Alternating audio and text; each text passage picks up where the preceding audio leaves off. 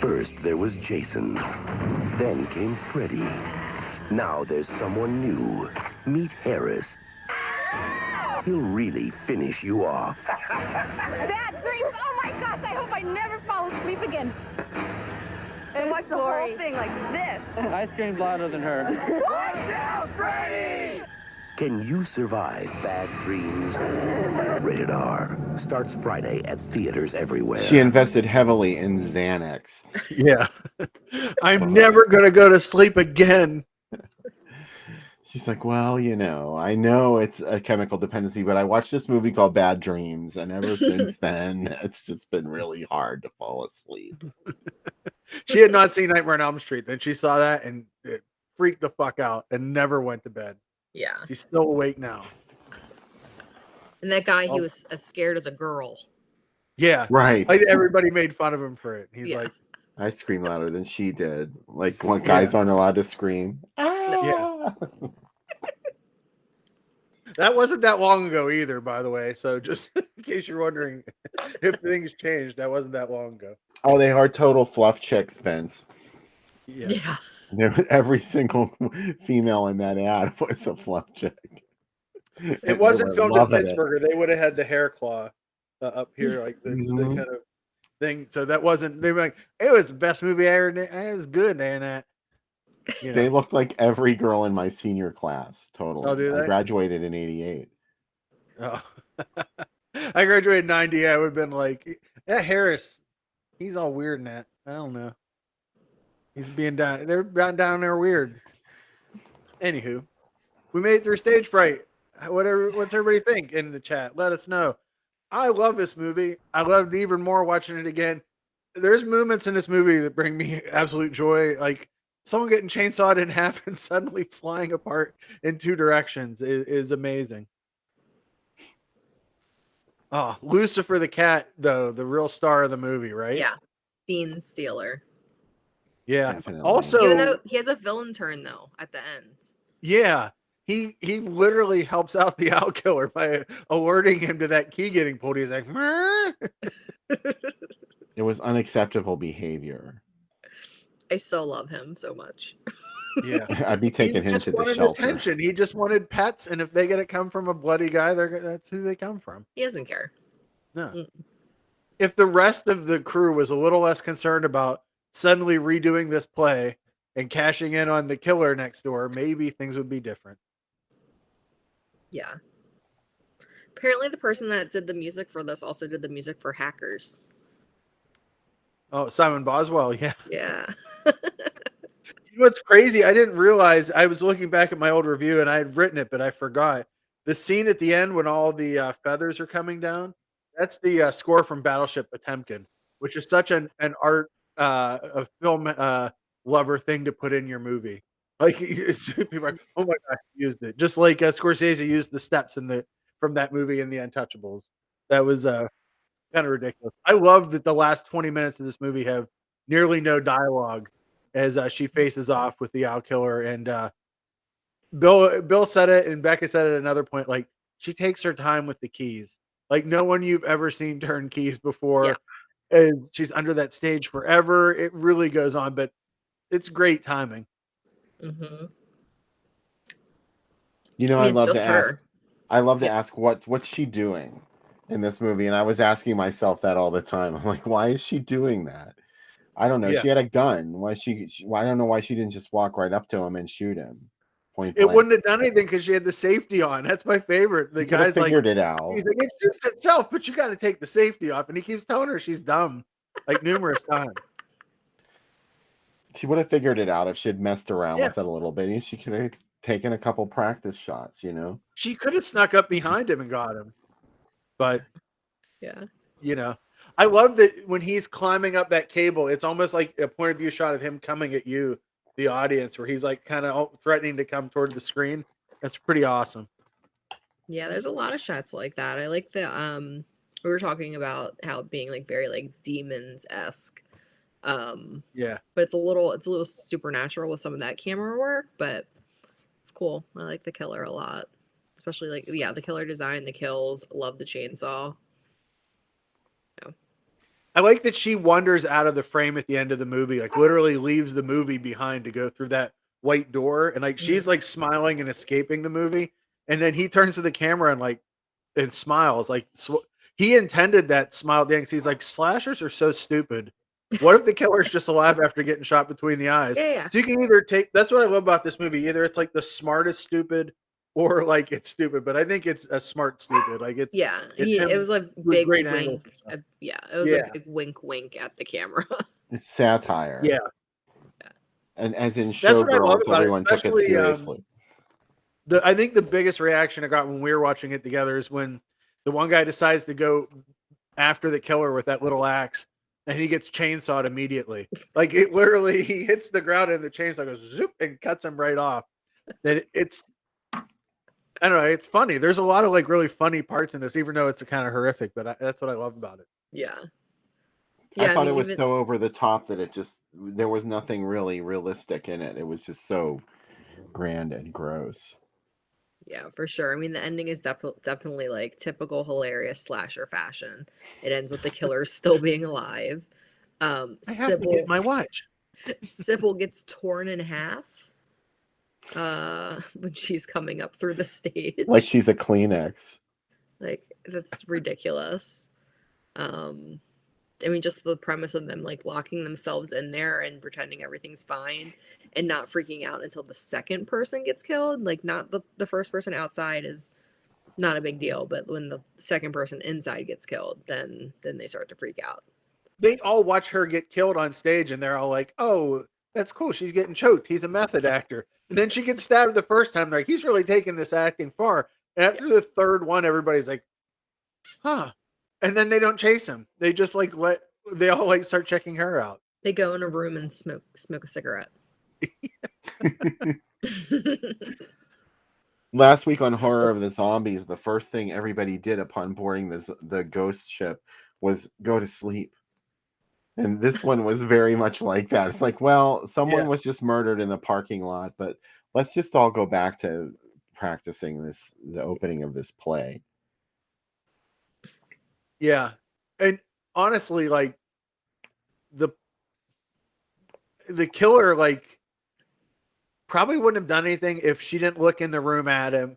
And then they kind of like, when he got to the set, he's like, "Oh, it's like one of my crime scenes. I should just do more of this." Like, he doesn't really have any motivation outside. He's just a killing machine. Like, he literally is like what everybody thinks most slashers are. Do you know what I mean? That they're like plotless, formless things. Like, that's who he is. He exists just to kill. I can't remember where I read it or heard it, but I remember when I reviewed this like 3 years ago on the podcast, that there was a tidbit that said like he was a former actor, that the killer, the Irving Wallace character, was a former actor. So I think that might have something to do with it, but I don't know if it's like explicitly spelled out in the movie. But I mentioned this when we were watching it together, that like I wish there was just like a little bit more backstory on like why he is being so meticulous about the blood on everyone's faces and the staging, like staging them in particular poses. But who knows? That's just me just wanting more out of the movie. He did everything: staging, makeup, you know, the actual physical performance of the role. He was a consummate performer. It was his vision, you know. Yeah. This was we have to get that Marilyn Monroe saxophone player off the stage right now. Can either of you explain that to me? Please explain that to me. Because it's the most. It's kind of, we talked about all the Americanisms in it. There was that painted American flag, the issues at Time and Newsweek, a gun just out in the open. It's very American. There was like all these Americanisms, and they're like, this movie's set in America, right? Like, but is it? Sure. Totally. Yeah. I don't know. There'd be a gun. He's lucky his name is close enough to American, or he'd be like Lewis Coates. They'd give him an Americanized title in the credits. Well, I watched it on mute with subtitles, so it didn't bother me. I agree with Dave too. Like, Eyeballs, the other one where a serial killer doesn't stop a bus tour. People are like, this bus tour is great. I know that numerous people have been killed on our vacation, but let's keep going. Yeah. If you're just joining us for the second segment, our guest host this week is Diana Koch from Giallo of the Month Club. We're so excited that she's here. I had a question for both of you. I guess I'll start with Diana. Yeah. Do you think that... Sorry, I put you on the spot all of a No, sudden. good. Spotlight on you. Is the visual element of a film, is that enough to carry it for you? Do you feel like, are there movies that you know that they don't make any sense in the plot and everything, but it doesn't matter because the visuals are so astonishing? Yeah, in general, yes. I wouldn't say that it's enough. The visuals are enough to put it into like a particular category. Like I wouldn't say like a film. Personally, I wouldn't say like a film is giallo because of how it looks. Like I feel like there has to be certain elements, other elements there because of how it looks. But for me to enjoy it or think that it's really great, that's something that I definitely look for is like the cinematography and stuff that stands out. And like this one in particular, like has amazing visuals. There's scenes that when they happen, like she's standing behind the fish tank. Like I love that scene. A lot of like the close-ups on like the weapons, love it. The mask, like those really make the film for me. And a lot of the times, yeah, the visuals like make or break a film for me because if it's, it can only add to, what I love about it. And same with like Stage Fright. Like I like the concept of it, but like the visuals are fantastic. Yeah. Sam, I think I talked about this last time, Bill, that like I think that's why people don't like the latter day Argentos as much because like the stories really haven't changed. Like he's never the real thrill of the basic story beats are somewhat similar, but the inventive camera stuff is really what makes it. Like the crane jumping back and forth over the building in Tenebrae is like one of the craziest things. Like, everybody told him, don't put that in your movie. It totally breaks the movie. And he's like, fuck it. I don't care. And it's all like, that's the stuff that attracts me to his films versus I still like his latter day ones, but not as much because I'm looking for those kind of moments like the hallway and Deep Red and stuff like that. And yeah, for sure. it doesn't give you the same thrill. So like, I think you need a little bit of both. But like great camera work without a good movie is kind of just as frustrating as the opposite of, very boring looking camera work and then a great story. It has to be somewhere in between. Well, I'm thinking, I brought this up. I was talking about another film that reminded me of Gaspar Noé's Climax.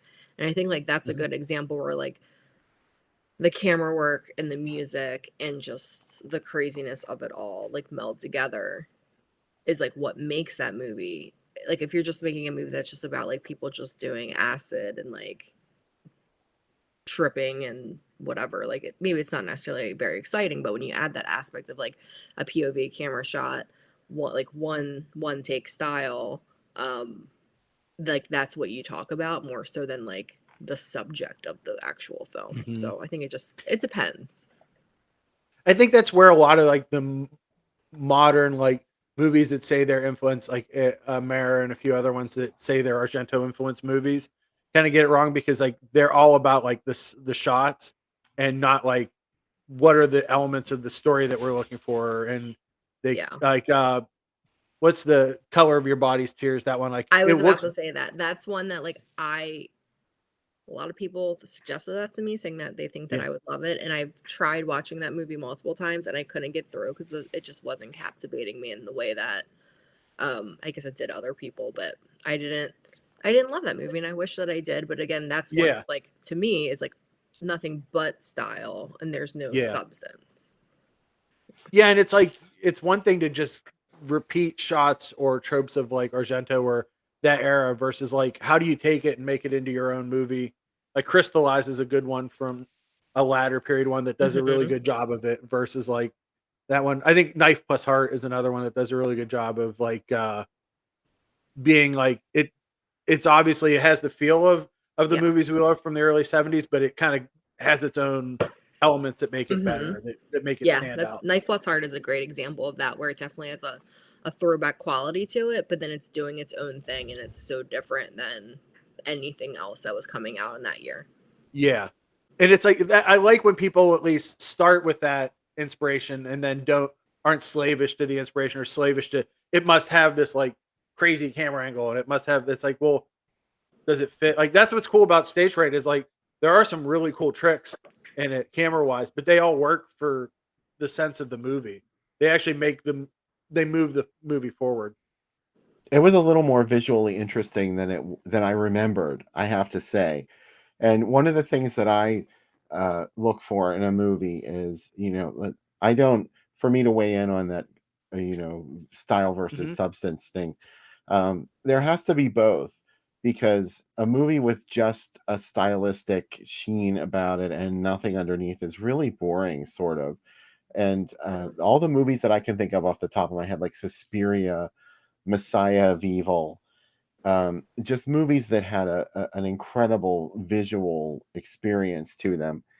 They were all there was a story underneath of it too that was interesting, and there was even Suspiria. It's a really dumb story, but there's that cool thing where she figures out the mystery of like the secret door and everything.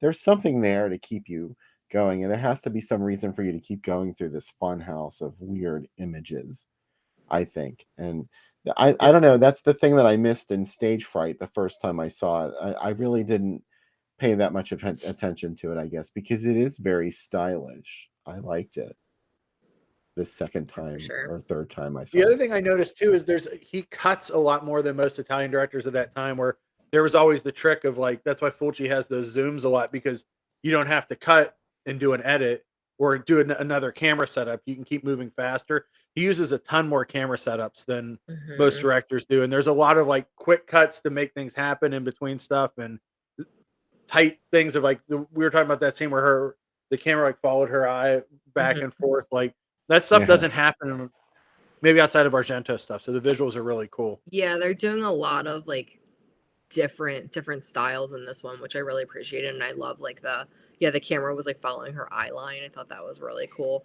I did want to shout out Let the Corpses Tan, which showed up on the group chat, which is by the team that made Strange Color of Your Body's Tears. That movie is fucking amazing. Yeah. It's the best. I think they definitely learned from Amera and that in Strange Color and made Let the Corpses Tan is really good. So good. I love that. Yeah. I just, anytime people are like, oh, especially like there's a lot of streaming movies now where they're like, oh, it's Giallo influenced. And I'm like, oh, I don't want to like, I'm probably not going to like this at all. Yeah. But we'll see. Hey, we were just talking about Showgirls earlier. Me and Bill. Oh, there was a Showgirls comment in the chat. Yeah. Yeah, from Mike, go figure. Yeah, Verhoeven said that Showgirls was his MGM musical, which really blows my mind to think that. But it is sort of Showgirls, like that. if anyone, is there like a Showgirls equivalent murder mystery? I guess like maybe like Fatal Attraction or like Basic Instinct or something. Yeah. I want to eventually cover that one on the podcast. Yeah. There is a lot of visual similarity. There is a visual similarity between Showgirls and Basic Instinct. Not only that they had the same director and the same creators, but I think it's really interesting that they went that way with Showgirls. It's sort of clinical, almost like an autopsy, like part of SVU, where Tamara Tooney is in the morgue. She's like, she drank a lot of Cristal. That's what Showgirls reminds me of. It's very clinical in its approach to this supposedly sexy thing that's going on in Las Vegas. That's why I think it's brilliant, because it's so disturbing to see it, to go into that thinking you're in for a sexy movie, and it's totally not. It's like it'll make your skin crawl when you watch it. Well, even the big sex scene in the hot tub is the unsexiest sex scene. It's just like, this is not real. Like nothing. Not that love scenes are ever realistic, but it's like the beyond not realistic. It's like almost like a Russ Meyer kind of scene. I do call where it are these jets of water shooting out from as they're doing this. I do call it the Beyond the Valley of the Dolls of the 90s, because it was another NC-17 film, which Beyond was rated X, but the NC-17 is the equivalent of it, and it's another movie that was sort of like peppered with these musical interludes, and they were very campy, and it wasn't like anybody was in the theater rocking when they were doing those sequences. It was very like sort of voyeuristic in its approach to the material. I think they're very similar movies. Yeah, for sure. That's a double feature we haven't done, Bill. That would be the double feature. Beyond the Valley of the Dolls and Showgirls. Who would be able to take that level of stimuli in one night? Uh-oh. Anyway, we're supposed to be talking about Stage Fright, and any other thoughts before we go on to our second feature of the night? See, the other thing that I really noticed more this time is there's a lot of bodies filling the bottom third of the frame when they're killed, like eyes open, and like almost every kill like ends there. And I really love the end with all the bodies stacked up, especially because whenever she goes back and she's remembering where they're at and they're kind of doing the crime scene and cutting back and forth, you can definitely see the director blink a couple times. Like he's definitely moving around a lot. I think something that stood out to me upon this viewing, and us, I guess it's actually the first time I think I've watched it like with other people, so maybe this is why, but I noticed there's a lot of humor in the movie, whether it's intentional or not. Just like working backwards, like Willie saying like you have to get him right between the eyes, and then it's like, well, the killer wakes up anyway. And then the actual director of the film plays one of the cops that's in the car, and that's just silly, and those two characters are completely useless. So I think like this time around, a lot of the humor stood out to me, so I think it's like a good mix of like some subtle humor, a slasher, a little bit of giallo based on like the murder mystery or like the mystery aspect, although it's not a mystery. But I think a lot of the inspiration is there. There's a direct shot that's in Tenebrae that's like redone in this one where the guy bends down, like that's like shot for shot of another amazing movie. And then Lucifer, like I didn't realize how much Lucifer was in this movie. It's been a while since I watched it, so I was always I like that. But yeah, definitely. My theory is that he is one of the villains because he leads the first girl into getting killed. Mm-hmm. Do you know what I mean? Like his noises are what kind of distracts her from before she gets the pickaxe. And then at the end, he's definitely helping the killer. He notices the key and he's like, meow. He doesn't care. Whoever can like feed him and like give him attention. That's all he cares. In his defense, though, what kitty could resist that movement in the feathers?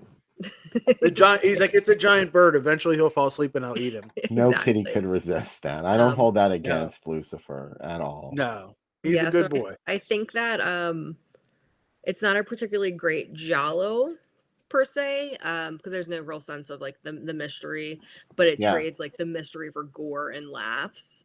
So by slasher standards, I think this is like a pretty solid entry into like the slasher subgenre or like Italian slasher. I liked it. I enjoyed watching it with you guys. It was cool. Awesome. Right on. All right, so our second movie of the night, Bad Dreams from 1988, starring Richard Lynch. This one is, I remember seeing this opening night, and I was so sort of let down by the whole thing. I went into it with such high hopes. And I rented it. Well, you heard that a girl never slept again after she saw it. And you're like, holy shit. You saw that trailer that you were in, and you're like, a guy screamed like a girl. Oh my goodness.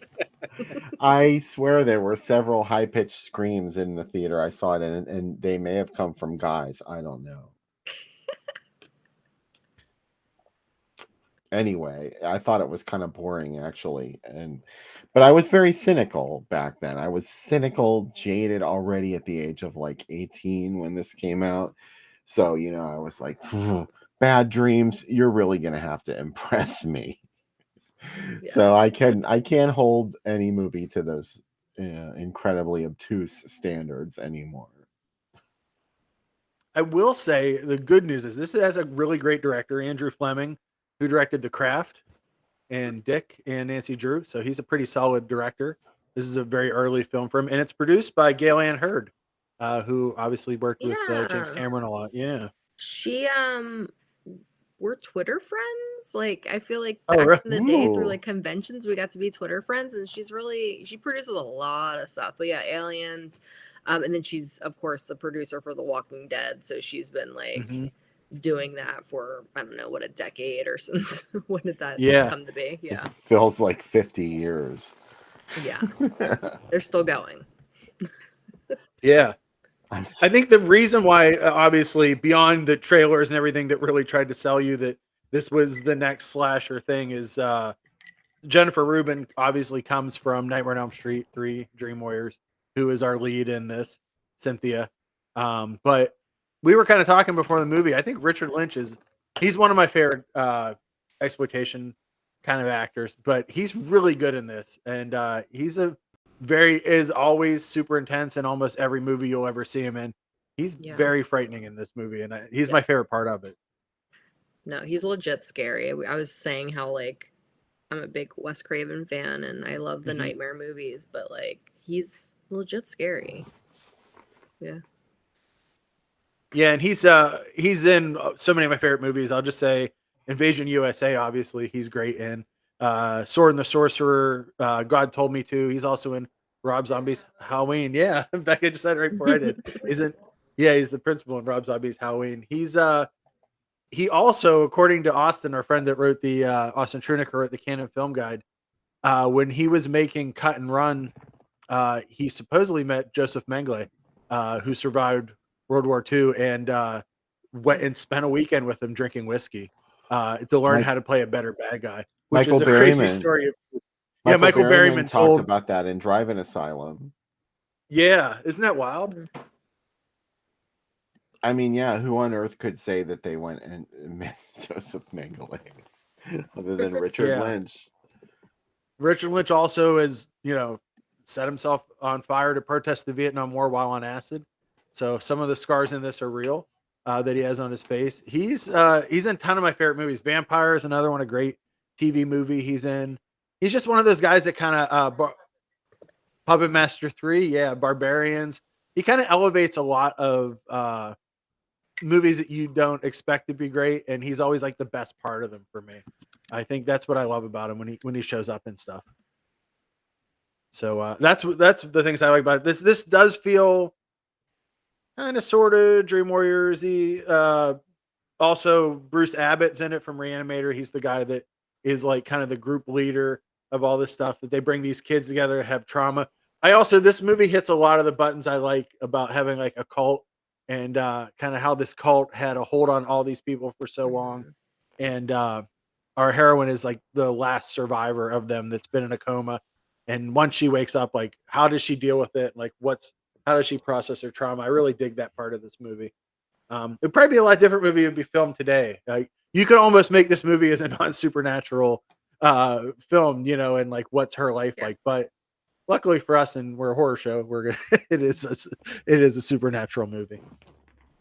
No, I agree with all that. So I never heard of this movie, and I didn't watch it until a few days ago. I went to, get a little research in before this episode. What'd you think? But yeah, it was. Maybe I'll see my thoughts for later. But yeah, it was. It went in a direction that I didn't think it was going. So I was pleasantly surprised. If you remember, There are some. Go ahead, Bill. Sorry. In Drive-In Asylum number 8, Linda Gillen talked about, I asked her if she had ever been to an actual grindhouse in New York City, because of course she grew up there. And she said that she had been, and the last time that she was to go see a movie with Richard Lynch in it, because she was hanging out with somebody who was dating him. So I can't remember if she said Richard Lynch went, or if they just went to see this movie starring Richard Lynch. But I bet it was this one, because that would have been the late 80s. I mean, I can't think of what else he would have been in before this. Yeah. Yeah, she said that she started to get nervous because there were fire axes there. And she was like, there were all these crazy people chasing each other up and down the aisles and fighting. And she said, how long is it going to be before one of them smashes that glass and grabs a fire axe?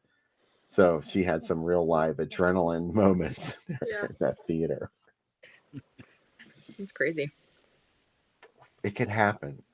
I missed this movie when it came out on video and when it was in theaters. Like I don't know, it just bypassed me. I was the right age for it. I was like 15 or 16 when this came out. I am the target audience for this when it came out. And I don't know how I missed it. I don't think it was in theaters that long, huh, Bill? Probably like a week or two. And then that was your shot. It didn't last long. Yeah, it was not a big hit, but it got me right between the eyes because I saw it opening night.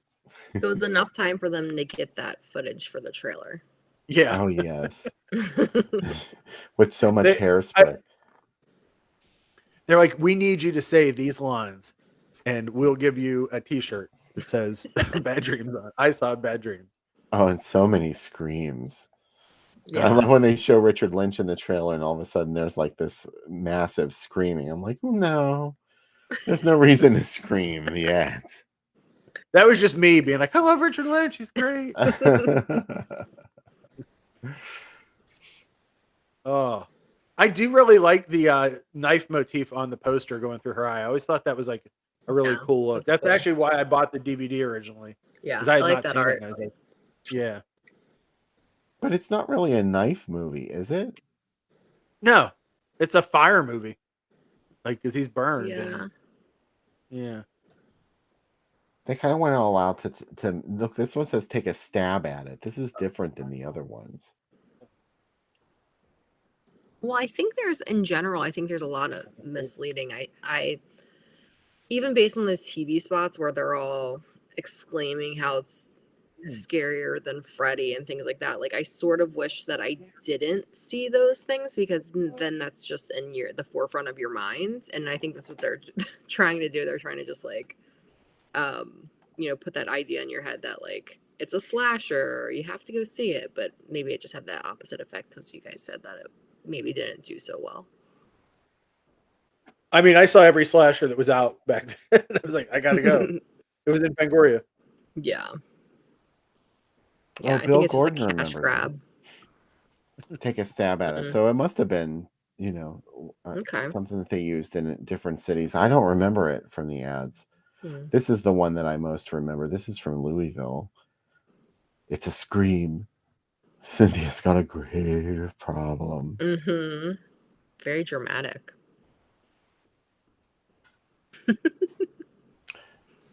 I don't know what I expected when I went in to see this movie. I guess I had too many expectations because they did market it as a Nightmare on Elm Street type film. Oh, here's from Pittsburgh. Yeah. Look at those. Oh. Those incredible venues where they showcased Bad Dreams. The showcased West, the showcased North. I saw it. It's almost like they made this ad feels like it's cashing in on Scream 20 years before Scream. Yeah, like it's a stab, it's a scream. I thought that, like the scream and then the stab. Yeah. Yep. I saw it at the Harmer Cinema. That's exactly where I saw Bad Dreams. The hand over the mouth. Like they even do that on some of the promotional art for Scream. Yeah, you're right. Good Scream take from this. Yeah. That's a good call. Yeah. Wes Craven's like, fuck these guys for ripping me off. I'm going to do it. No one remembers their movie.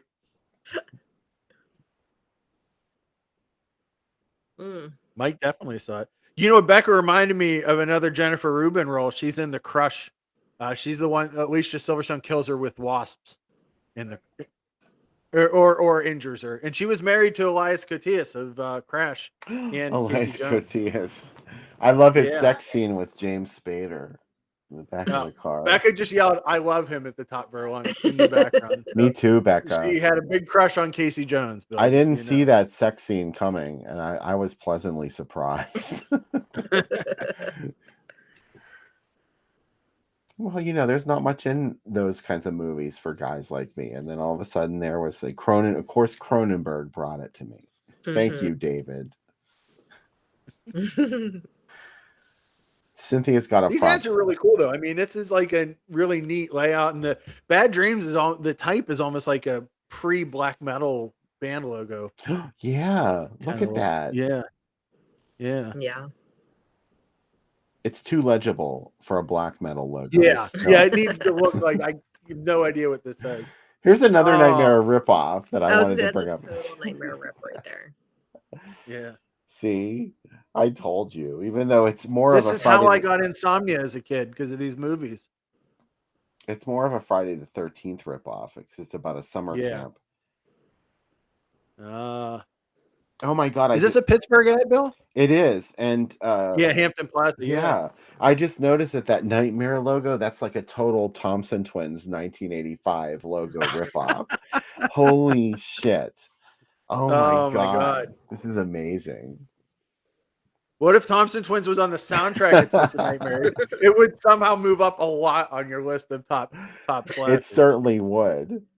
Yeah. The only soundtrack they ever did was one of the best songs they ever recorded. It was Nothing in Common, the title of that Tom Hanks movie from 1987. I actually won tickets to see that in a theater, and that's why I'm in advertising. He's a copywriter in it. And like his office had guitars and like all these cool markers. And I'm like, that's what my life's going to be like. Spoiler, I've never had a guitar in my office. Yeah, it's totally fantasy. I have diabetes like his dad in that movie? Not yet, but that's why I'm walking. You know who did the soundtrack for Bad Dreams? Jay Ferguson, the guy who wrote Thunder Island, that hit in the 70s. Yeah. He wrote the soundtrack for Bad Dreams. He did the music, the soundtrack for Bad Dreams. I will say, the director's other movie, The Craft, is super important to my wife, and it was the hugest movie when it came out. So he did pretty well for himself. Like Neve Campbell, The Craft? Yeah, same director. Yeah, I love that movie. Yeah, I don't like the reimagining, but I do love the original. Oh, and that was like a great year for Neve Campbell too, because she had Scream and The Craft come out. So good year for her. Yeah, she's really good in that movie too. I really like her in The Craft a lot. What I like about that movie a lot is like there's not until like a certain point, until 3/4 through the movie, there's really not a villain. Do you know what I mean? It's like them just navigating, and then finally it's like it's a natural thing that happens that she gets pushed. That was a movie I had on tape when I was younger, and like I wore it out because I watched it so much. It's a good one. It was a fundamental film for who my wife literally has it. She's saying dialogue from it in the background. You guys have to talk when we go break. Like she is obsessed with that movie. I know you are all jealous of my taco shirt. Taco. I love that. It just came in the mail today. I made it on Sticker Mule this week, and I thought I was not going to get it either. I made 2 shirts, and this was one of them, and I thought I wasn't going to get either of them before the show. And I got both of them in the mail today. God bless you, UPS. Man. I do love taco. So no, you don't. Do you like taco? I do. I like taco, yeah. I don't it's not just metal, Bill. There's, there are multitudes of the music. I never accused you of only liking metal. I know, because you're like, Sam only likes Depeche Mode sounding Ministry. He's fine with that. No, I like all versions of Ministry. I love early Ministry. I don't know what Al was smoking to make him go. No. He was great for a couple of albums, I gotta say. Land of Rape and Honey, Mind is a Terrible Thing to Taste. But the further and further he got into it, it just sounded like the Symbols one. The one album after that's okay. Psalm 69 is great, yeah. And Brick Windows was a tough pill to swallow. Yeah. Almost every drum track Pig was the album it came from. Yeah. Brick Windows. Almost every drum thing I do sounds like the Land of Rape and Honey era stuff. Like it's hard to get past. It's like a Stigmata especially. Did you hear that he's re-recording with Sympathy? Yeah, you told me. I don't need it. I'm good with Sympathy like it is. He doesn't get it.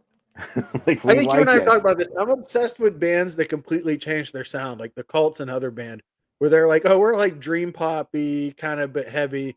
And then Electric comes out and like we sound like Led Zeppelin now. And then like they completely change their sound like within 2 albums. It's amazing. Anyway, sometimes there are music asides. The third segment gets super musical. I know. This is totally a third segment tangent. We still have the third segment to do. So. Yeah. There was a whole breakdown one time of sad songs from the 70s about people dying that turned into a playlist on Spotify. Do you want to you do can that, the third segment? Because I will enlist my partner. He has better music taste than I do, and far more knowledge. So you can't make a dare like that, and we don't accept it, Diana. So yes, of course we will. Yeah. Yeah, there's always a lot of like musical asides and discussion and stuff. This is what Bill and I do on New Year's every year, is that everybody else parties and Bill and I go into a room and watch old New Wave videos and we yell out the one-hit wonder videos. Yeah, it's been like 4 years in a row that Bill and I watch New Wave videos on New Year's, and then everybody says, "Hey, the ball's dropping," and Bill and I go, "All right," and then we come into the other room and watch the ball. Or we watched The Hearse one year, which is maybe not a New Year's Eve movie. Picked by my father-in-law. He's like, "Let's watch The Hearse." Okay. Did you see the Ministry tour with Thrill Kill Call? Oh yeah, and Hansel and Gretel too. Hansel and Gretel. Holy shit! Yeah. You know, when they started that tour, Frankie used to come out and do "Jesus Built My Hot Rod" with Ministry, and he only did it maybe like 2 or 3 times. And he told me at the beginning of the tour, he was like, "I come out and do Jesus Built My Hot Rod with Ministry." And by the time he got to Pittsburgh, he's like, "Oh, I stopped doing that." After he stopped doing it. Yeah, they played Mr. Smalls, because I remember it was like strobing like crazy and people were just screaming. Oh my God. Awesome. That show was insane, and I barely remember any of it. That was like the night I got lost backstage in that maze of hallways that all looked the same. It was a total nightmare horror movie. It's like Mr. Small's Diana is an old church that was rebuilt into a concert venue. Whoa. And the backstage part is the old rectory, and it's all like painted white, and you just walk. It's like a mental asylum back there. Whoa, that sounds like a horror movie. It totally was. It is. I went to a show there to see the Melvins once, Bill, and your friend Chad dosed me during the show, and I woke up the next day. My friend Chad? Yeah. Oh, you mean Chad Rapp? Yeah. Oh. He handed me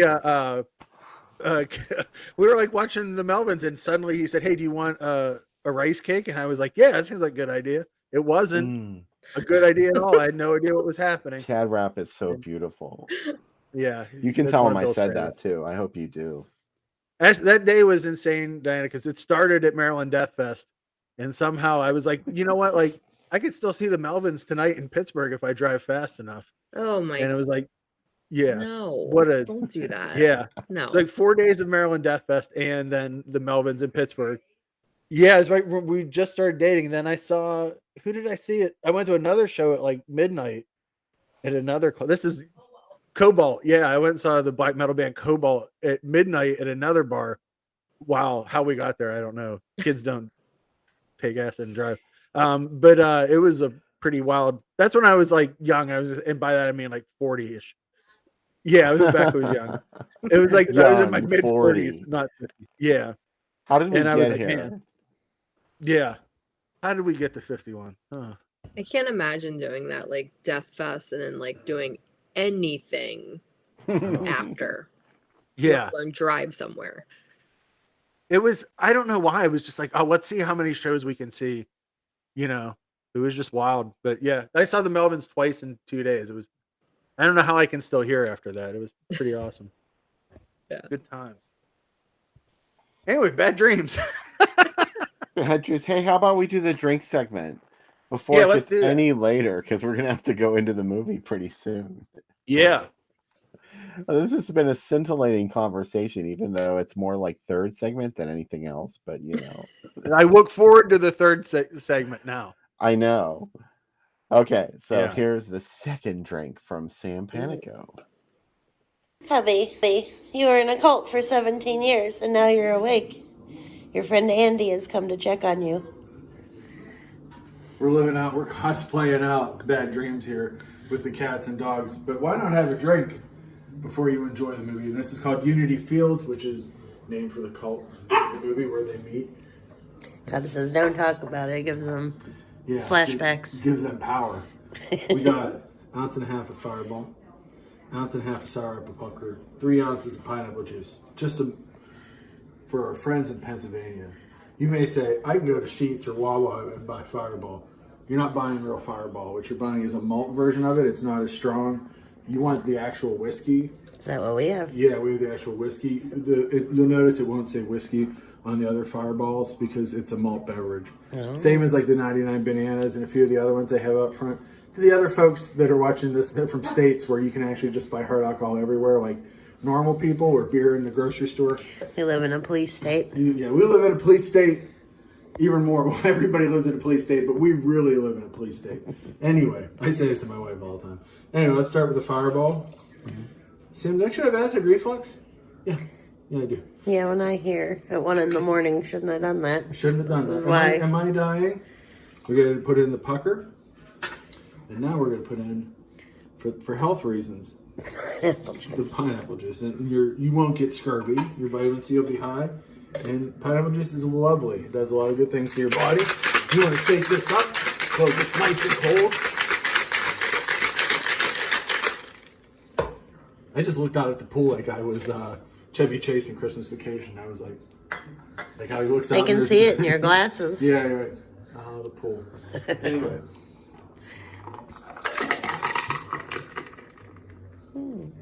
There you go. Nice color. This is Unity Fields. This is for the movie Bad Dreams. This will be a good dream. This will give you good dreams. Let's take a sip. Oh, wow, that is awesome. Pazuzu, everybody. I'll see you in a bit. Pazuzu, to all of you, thank you for joining us on the second segment of the Drive-In Asylum double feature. Cheers. This is spicy. Nice. So, I am excited. Go ahead, Sam. You were going to say something. I'm excited for this movie. Me too. And Diana, this is going to be your first time watching? Oh, no, you watched it earlier this week because we were doing my second time, but I feel like the first time I was not prepared for what was happening. So excited to watch it again. Yeah. Anybody in the chat, is this your first time? I know that Roger really likes this movie, so I'm excited that he's going to be watching it. I know this is a Roger Braden fave. Hey, spoiler alert, next week, Roger Braden's going to be on the show. It's going to be his first time as a guest host. I've been trying to get him to do this since we started doing these live streams. So next weekend, Roger Braden from Facebook page Valley Nightmares. And make sure you hang out and watch. Should we tease the movies for next week? Or yeah, why don't you tease them for us? That'd be good. Do it. You put me on the spot. I don't even remember. Usually it's me on the spot for teasing, and I say too much. Well, they're going to be shocking. I can do one, you can do the other. The one I will say is shockingly not on Blu-ray or DVD in the U.S. It should be, and it's a very big movie, and it's not. It's a sequel. An overlooked sequel that's just dreadfully ignored. I think it's really good, and hopefully you will too. That's our first segment, our first feature next week, and I can't remember. Oh, the second one is it's a monster movie. There's practical effects monsters in it, and it's from the early 80s. And I think we did one other movie by the directors on the program already. So I've probably already said too much. But yeah, those are going to be... I don't know what the second one is, and I didn't guess, so I don't think you did. Oh, okay. Yeah, I know you told me earlier this week, but, you know. Anyway, Vince, it is not The Intruder Within, but I fucking love The Intruder Within. Oh, my God. That was like one of the best made-for-TV horror movies that I had ever seen. It was sort of like Alien on an oil rig. Yeah, I was so excited for it because Starlog was like, it's Alien 2. And I'm like, no, it's not. It's not. It could be, though. If you were Luigi Cozzi, you could call it Alien 2. Or Louis Coates. Sorry. Louis Coates. No, it was not him that made Alien 2. I can't remember that director. No. Ciro Ippolito. It's... my brain. Ciro Ippolito, isn't it? Ciro Ippolito. Thank you. Yes.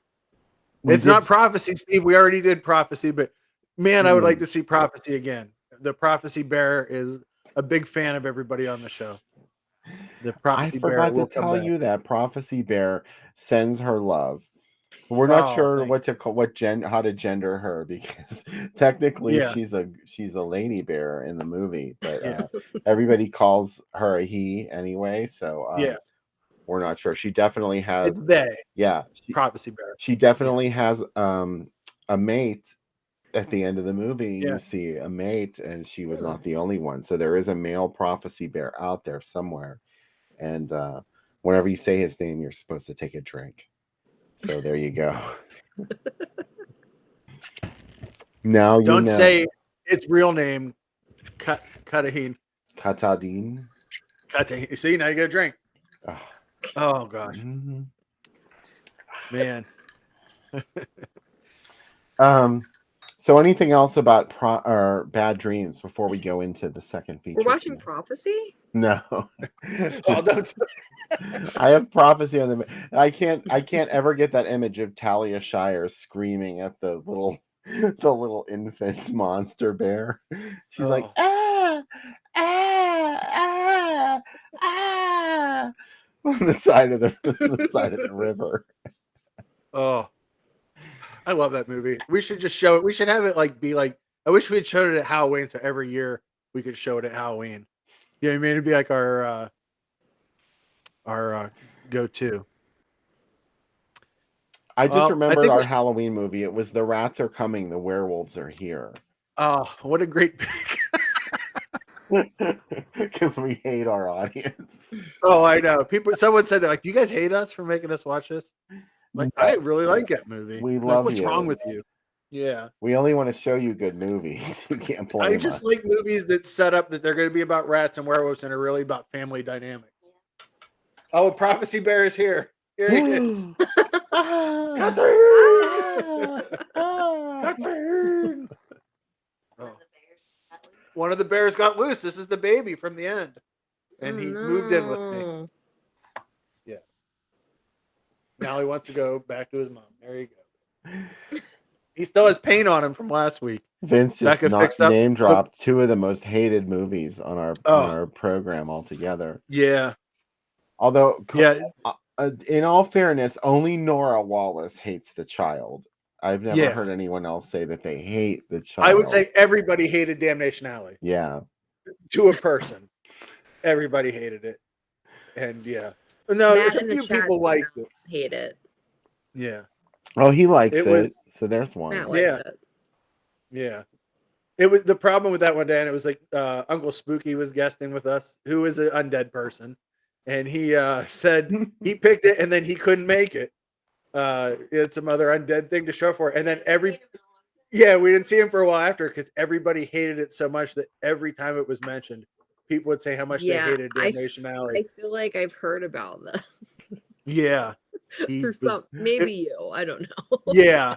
It was not a good experience for any people. Like, this movie sucks. It's legendary. And the person that picked it wasn't even there. No. He didn't even do the show.